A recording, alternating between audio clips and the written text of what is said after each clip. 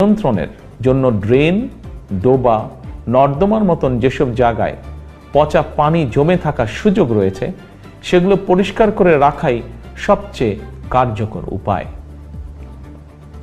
সুতরাং ফুলের টব, ড্রাম, বালতি, পরিত্যক্ত টায়ার, ডোবা, বাড়ি বা বাসার ছাদে পানি জমতে দেবেন না।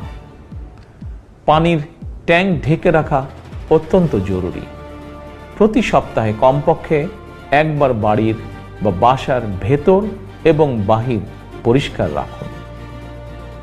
প্রিয় দেশবাসী, আমাদের সকলের মনে রাখা প্রয়োজন ডেঙ্গু প্রতিরোধে সচেতনতা এবং পরিষ্কার পরিচ্ছন্নতাই সবচেয়ে কার্যকর উপায়।